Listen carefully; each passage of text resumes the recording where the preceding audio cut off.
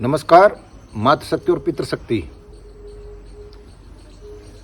कहा जाता है कि पुस्तक वो गहना है जो इसका अध्ययन करेगा वो अपनी क्षमताओं को बढ़ा भी सकता है और अपनी क्षमताओं के साथ साथ अपने आसपास और अपने देश संस्कृति का भी मान सम्मान बढ़ा सकता है।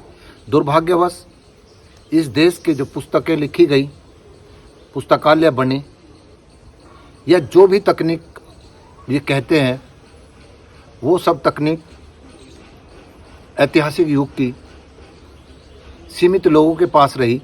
मेरा बार बार जो निशाना होता है वो वर्ग होता है, क्योंकि जिम्मेदार को ही दोषी या सराहनीय योगदान के लिए उसका पात्र माना जाता है। तो हमारे जिम्मेदारों ने केवल अपना बखान किया है, ईश्वर के नाम पर महिमा मंडन उनका ईश्वर का अपना किया है। जब बताते हैं बख्तियार खिलजी ने नालंदा यूनिवर्सिटी जलाई, 4 महीने 5 महीने कई 90 लाख जने कितने करोड़ 3.5-4 करोड़ पुस्तक बताते हैं। अब अंदाज लगा कि अकबर के समय में, औरंगजेब के समय में 11 करोड़ की आबादी थी देश की, और उससे कुछ सौ पहले यानी कि उनके 11वीं सदी के बाद में ये सब ग्रंथों का भरमार भाष्य हुआ। जो भी कुछ हुआ वो 3.5-4 करोड़ बताते हैं। यहाँ पर थी नालंदा में, तक्षशिला में और भी रही होंगी। देश की आबादी 17वीं-18वीं सदी में 11 करोड़, 17वीं या 16वीं में। तो फिर क्या कारण रहा कि देश को बाहरी आक्रताओं ने छीन भिन करा, असीमता लूटी, यानी शर्मसार अवस्था भारत खंड ने झेली। तो ये विचारने इसलिए कहा जाए कि पोथी का ज्ञान पोथी में ही रहता है। परसों मेरे पास मेरे गुरु विनोद पहलवान जी आए थे, तो वो एक अर्थशास्त्री, विचारक, चिंतक प्रोफेसर रोशनलाल अग्रवाल जी की इनकी बुक है गरीबी की रेखा नहीं अमीरी की रेखा, समय की मांग है आर्थिक न्याय। तो इसके मैंने 2-4 पेज ही पढ़े हैं तो सेंसेशन हुआ। तो मेरा यही है कि जब आदमी के पास जो समझ आए उसको बांटिए, अच्छी बात को ज़्यादा से ज़्यादा प्रसारित करिए। कहा जाता है कि जब किसी झूठ को 1000 बार परोसो तो वो सत्य सिद्ध हो जाता है, और यही यहाँ के जिम्मेदारों ने किया है। इसके अंदाज इससे लगाइए कि ऐतिहासिक युग या पौराणिक युग की आप बात करें, इसमें कोई कहते हैं पैगंबर के संदेशक आए और पैगंबर बनकर आए ईश्वर के संदेशक। उन्होंने अपनी आस्था को दुनिया में, मैं ये कहूँगा कि पश्चिम के पूर्वी भाग पर कब्जा, अधिकतम भाग से टैक्स वसूली, और एशिया के पूरे क्षेत्र पे उनका कब्जा रहा। साक्षात है ये। ईसा के समय में ईसा के मानने वालों ने पश्चिम को भी और पूरे अधिकतम भूमंडल को धरातल के अपने काबू में किया। वो भी ईश्वर के नाम पे, ईसा के नाम पे किया गया। हमारे वाले जब ये ग्रंथ भाष्य कर रहे थे तब हमारा अपमान हो रहा था। तो ये क्या हमें जानना नहीं चाहिए?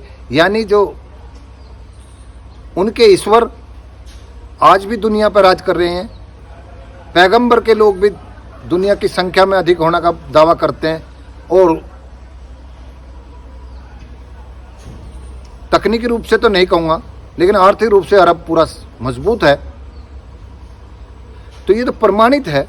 हमारे धर्म ग्रंथ लिखने वाले और उनका गुणगान करने वाले जब ये रच रहे थे तब यहाँ पर उन्हीं पैगंबर वालों का ही राज था, फिर गोरों का राज था।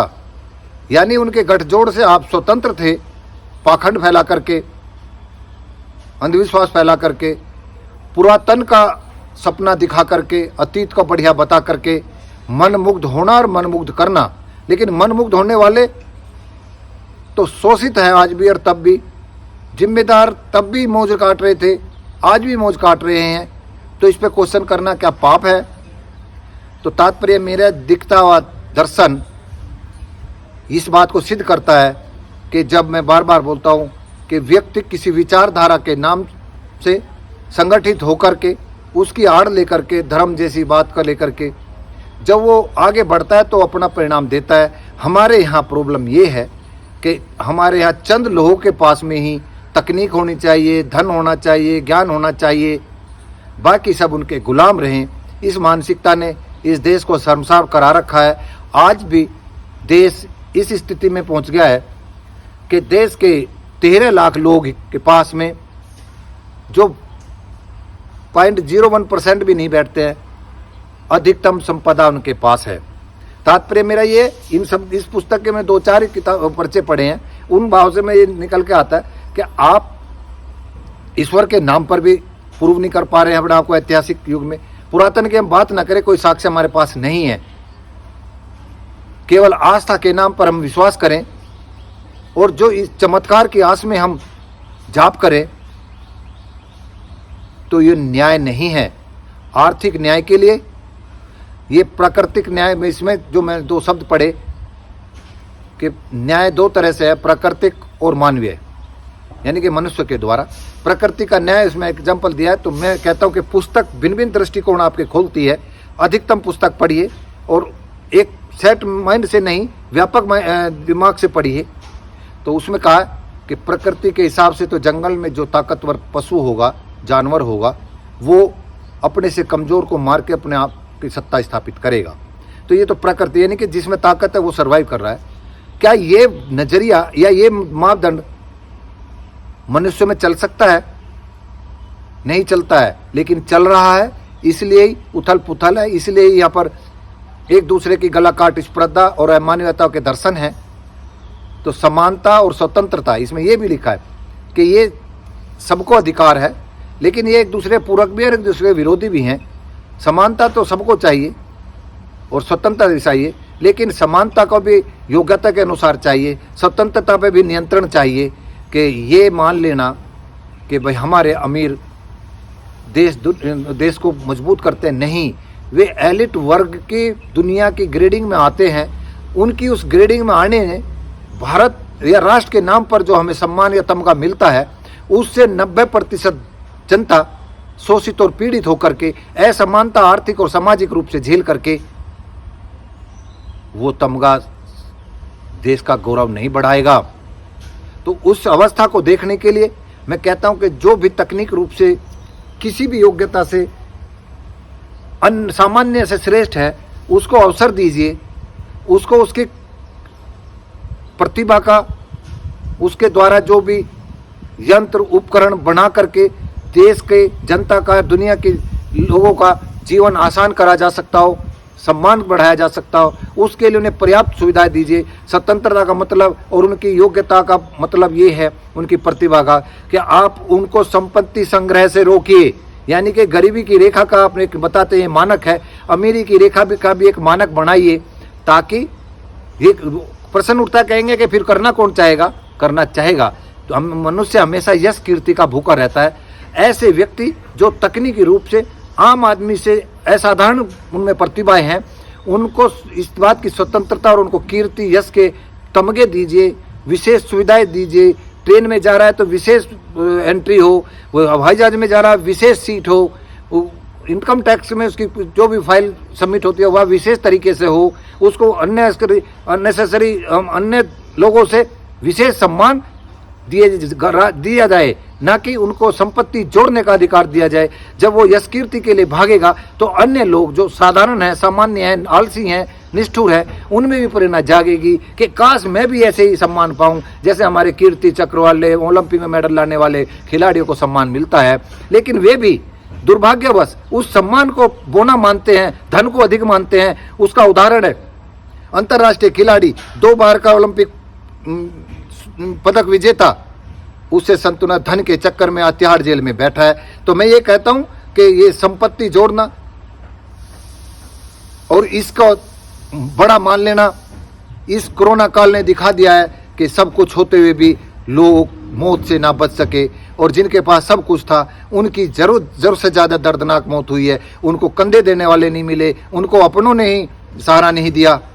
तो कहते हैं, चाणक्य ने कहा है कि वो संचित धन करना उचित, दे विपत्ति में काम, पर है चंचल लक्ष्मी नहीं ठहरे एक ठाम। तो आप ये देखिए, जो 13 लाख लोगों की जो वर्ग है जिनके पास संपदा है, वे परिवार और वे व्यक्ति भी बदलते रहते हैं, यानी वहां भी समय चक्र बदल रहा है। लक्ष्मी किसी के पास एक साथ नहीं ठहरती। केवल अतीत में दर्ज आपका आचरण, आपकी नीति, आपके पराक्रम, आपकी तकनीक दीवी, जिससे जनता दुनिया खुश और सम्मान का गर्व करती हो, उससे आपका सम्मान बढ़ता है। तो जो 13 लाख में जिन आज अपने आप को गर्वित कर रहे हैं, ये मत मानिए कि आपकी आने वाली संतानें उसी जगह जाएंगी, रिप्लेस होंगी, लेकिन वो अमानवीयता का दंश आपके अंदर होगा। तो मेरा इसी बात से यही कहना है कि पुस्तक हो, मनुष्यता का परिचय यही है, न्याय वही है कि मनुष्य का मतलब है जो निस्सहाय, गरीब, छोटे तबके या आलस्य जीव वाले या कैसे भी हैं, हम उनको भी, जब पशुओं को आप राह चलतों को भोजन खिलाने की प्रेरणा लेते हैं, तो क्या इंसान को अगर अयोग्य भी है, क्या वो जिंदा रहना नहीं चाहिए? फिर तो उनको काट देना चाहिए, मार देना चाहिए, केवल और केवल ताकतवर रहेंगे। लेकिन आपको ये भी ध्यान करना पड़ेगा, जो भी इस 13-14 लाख लोग हैं, ये तो बहुत ज़्यादा है, लेकिन हर उसमें वो उनको इसके बनाने के पीछे कौन लोग हैं, यही श्रम शक्ति है। आलस्य को वालों को छोड़ दे, प्रतिभावान, तकनीकीवान और मेहनत करने वाले लोग की वजह से ही आप उनके ऐसी मजबूरियां पैदा करते हैं कि वे चाह करके भी वहां नहीं पहुंच पाते। और जो आप इस तिस्लिम को तोड़ करके इस वर्ग के आपके साथ सम्मिलित होकर के चला जाता है, वो इस पीड़ा को भूल जाता है। यही हमारा दर्द है, यही हमारा भाव है। तो हमें मैं मानना है कि हमें स्वतंत्रता आर्थिक इतनी मिलनी चाहिए कि हमारी प्रतिभा, हमारी खोज, हमारे प्रयास उद्यम करने के लिए संसाधन सरकार दे, लेकिन उनको यश कीर्ति के सम्मान दे करके उन्हें आगे बढ़ाने का प्रयास करे, ना कि संपत्ति जोड़ करके, अति संग्रह करके, लोगों को, अन्य लोगों को वंचित करके। इस देश दुनिया में हमारा सम्मान नहीं बढ़ा है, चाहे कितने ईश्वर का मैंने बताया, ईसा, अल्लाह और ईश्वर, आप इसमें भेद मान लीजिए। दिखते हुए दर्शन में वे हमसे आज भी ताकतवर हैं, वो समूह आज भी ताकतवर है, आज भी राज कर रहा है, और हम कहाँ हैं? तो इन बाहर निकलिए, ये देवी देवताओं के पाखंड से बाहर निकल करके मनुष्यता के उसमें आकर के, और इस देश की चारों जलवायु का दोहन करते हुए इस देश की मानवता को श्रेष्ठता की तरफ ले जाने का प्रयास करें। नमस्कार।